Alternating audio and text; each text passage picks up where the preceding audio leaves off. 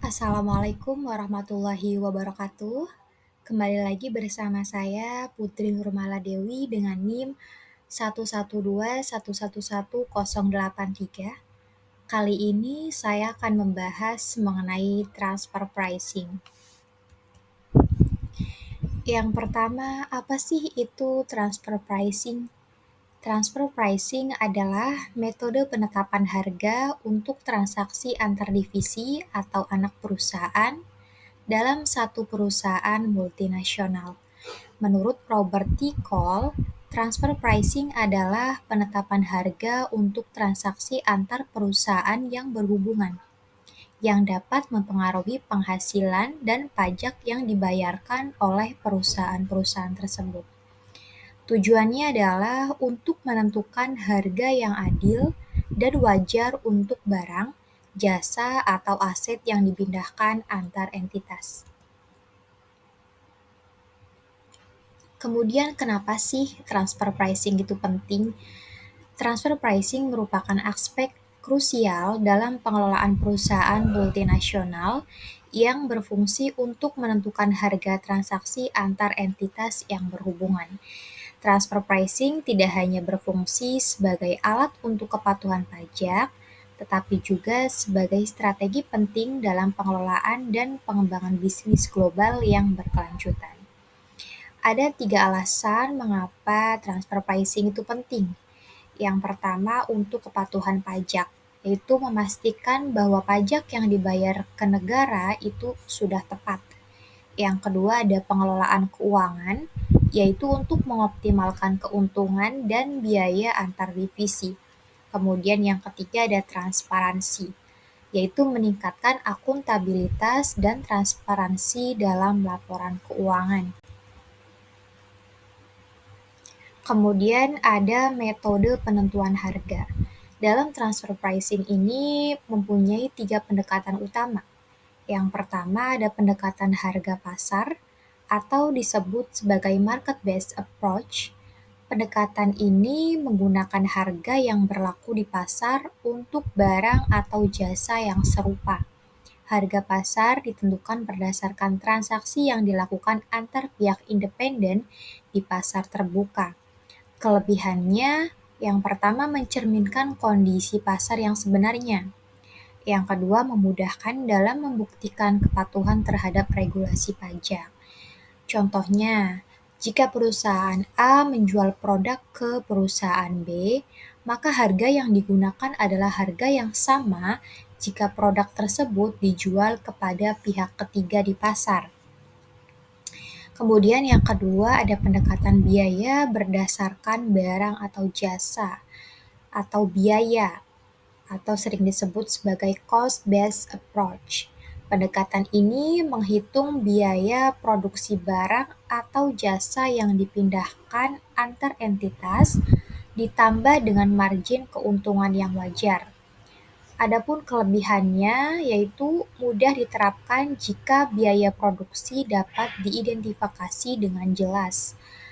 Yang kedua memberikan dasar yang kuat untuk menetapkan harga berdasarkan biaya aktual. Contohnya yaitu jika biaya produksi suatu barang adalah $100 dan perusahaan ingin menambahkan margin keuntungan sebesar 20%, maka transfer price yang ditetapkan adalah sekitar $120. Kemudian yang ketiga adalah pendekatan negosiasi. Pendekatan ini melibatkan penetapan harga melalui kesepakatan antara pihak-pihak yang terlibat dalam transaksi. Harga ditentukan berdasarkan negosiasi antar divisi atau anak perusahaan. Adapun kelebihannya yaitu fleksibel dan dapat disesuaikan dengan kondisi spesifik antar divisi. Yang kedua itu mendorong kerjasama dan komunikasi antara divisi yang terlibat.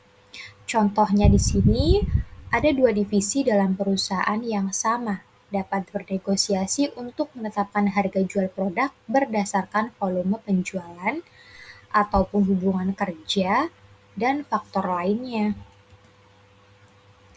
Kemudian di sini ada regulasi internasional. ada yang namanya OECD dan peranannya dalam transfer pricing. OECD adalah organisasi internasional yang terdiri dari 38 negara anggota yang bertujuan untuk mempromosikan kebijakan yang meningkatkan kesejahteraan ekonomi dan sosial di seluruh dunia. Salah satu fokus utama OECD adalah pengaturan dan pengawasan praktik transfer pricing di perusahaan multinasional. OECD mengeluarkan pedoman transfer pricing yang dikenal sebagai OECD Transfer Pricing Guidelines. Pedoman ini memberikan kerangka kerja yang komprehensif untuk membantu negara-negara dalam menetapkan regulasi yang adil dan konsisten terkait transfer pricing. Kemudian adapun tantangan dalam transfer pricing.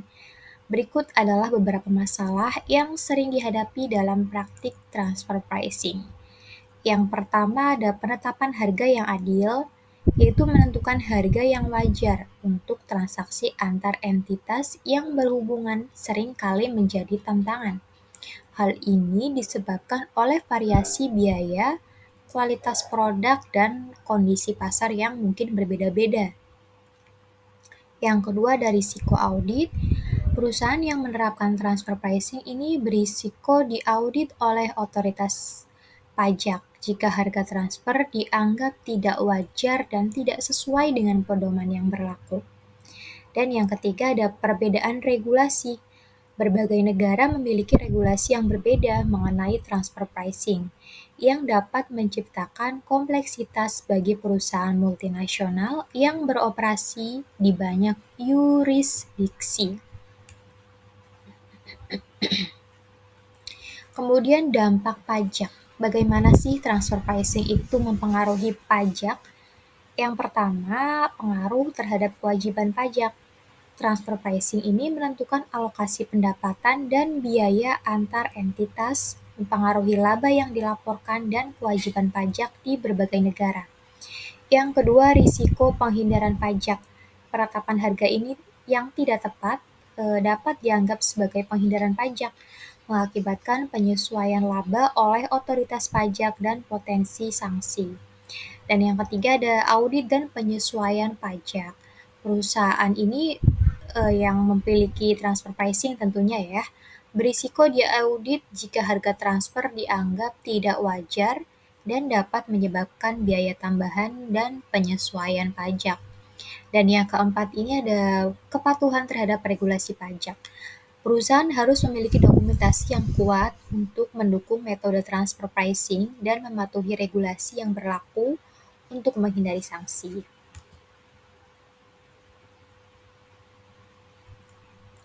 Kemudian pentingnya audit transfer pricing. Yang pertama itu memastikan kepatuhan pajak. Audit transfer pricing ini bertujuan untuk memastikan bahwa perusahaan itu sudah mematuhi regulasi pajak yang berlaku di setiap negara tempat mereka beroperasi. Hal ini tentunya penting untuk menghindari sanksi dan denda dari otoritas pajak. Yang kedua ada identifikasi potensi masalah. Melalui audit, perusahaan dapat mengidentifikasi potensi masalah dalam kebijakan transfer pricing mereka sebelum masalah tersebut berkembang menjadi sengketa dengan otoritas pajak. Ini memungkinkan perusahaan untuk melakukan penyesuaian yang diperlukan. Yang ketiga, ada verifikasi metode yang digunakan. Audit juga berfungsi untuk memverifikasi bahwa metode transfer pricing yang digunakan oleh perusahaan ini sudah sesuai dengan pedoman yang ditetapkan oleh otoritas pajak, seperti pedoman OECD yang tadi ya. Ini termasuk memastikan bahwa harga transfer price ini mencerminkan nilai pasar yang wajar. Kemudian perkembangan terbaru dalam transfer pricing. Di era globalisasi saat ini, teknologi dan analitika data juga semakin berkembang. Yang pertama ada alat analitik. Munculnya teknologi canggih memungkinkan perusahaan untuk menganalisis data pasar secara mendalam, menghasilkan penetapan harga transfer yang lebih akurat. Biasanya ini ada muncul aplikasi-aplikasi untuk memudahkan dalam praktik transfer pricing. Kemudian yang kedua ada keputusan yang lebih baik. Data yang lebih akurat ini membantu dalam pengambilan keputusan yang lebih akurat terkait harga transfer, mempertimbangkan faktor-faktor seperti permintaan dan biaya tentunya. Kemudian yang terakhir itu ada kepatuhan yang lebih tinggi. Analisis yang mendalam meningkatkan kepatuhan terhadap regulasi pajak dan mengurangi risiko audit. Kemudian yang terakhir ada kesimpulannya. Dari materi yang kita bahas kali ini dapat dari kesimpulan bahwa transfer pricing ini merupakan aspek yang krusial dalam pengelolaan perusahaan multinasional yang mempengaruhi kewajiban pajak dan kepatuhan terhadap regulasi. Memahami berbagai metode transfer pricing dan regulasi yang berlaku itu sangat penting untuk memastikan kepatuhan dan pengelolaan pajak yang efektif tentunya. Dengan pengetahuan yang mendalam, perusahaan dapat mengelola risiko, meningkatkan transparansi, dan mengoptimalkan kewajiban pajak mereka di berbagai yurisdiksi. Mungkin cukup sekian pembahasan yang dapat saya sampaikan. Kurang lebihnya saya mohon maaf. Terima kasih sudah menonton. Semoga bermanfaat untuk kalian semua. Assalamualaikum warahmatullahi wabarakatuh.